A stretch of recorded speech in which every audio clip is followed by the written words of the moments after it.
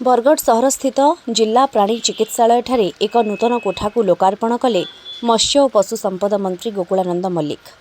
पाखापाखि 52 लाख टंका अटकल निर्माण होइथिबा नूतन कोठा को फिता काटी शुभारंभ करा जायथिला। उद्घाटन उत्सव में मंत्री सहित बरगढ़ विधायक अश्विनी षडंगी, विजयपुर विधायक सनत गढ़तिया, अताबिरा विधायक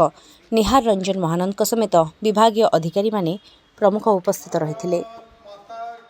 बरगढ़ जिलार जो डिस्ट्रिक्ट वेटनरी ऑफिसर छी आज न्यू बिल्डिंग जोटा आम एक्सटेंशन बिल्डिंग जोटा कि आमर पखापाखि 52 लाख टंका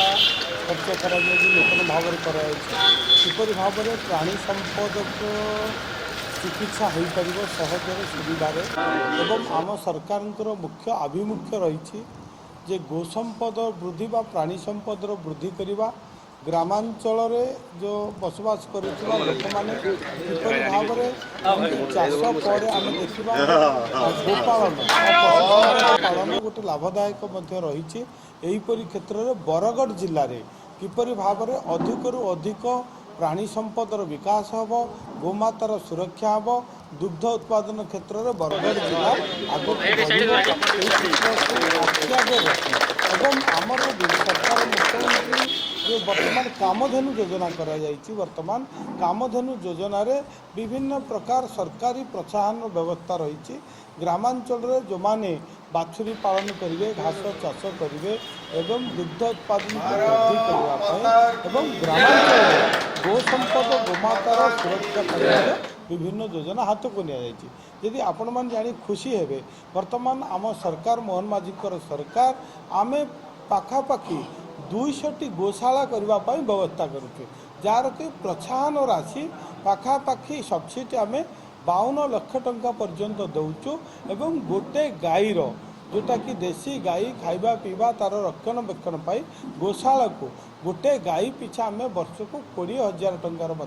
सरकार सब्सिडी देवार व्यवस्था कर आर मूल उद्देश्य हूँ ग्रामांचल जो महिला मान रही एसएचजी ग्रुप मान रही सरकार तरफ जमी आप छेली चाष गोट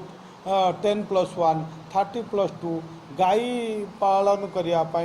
एवं कुकुड़ा चाष जोटा कि 500 एवं 1000 एवं 2000 आमर जो रही कुकुड़ा चाष सरकार प्रोत्साहन सरकार ग्रामांचल जो युवक मान रही से किपर भाव स्वावलंबी हे अर्थनैतिक क्षेत्र में ये जिला आग को जीव ओडिशा आग को जीव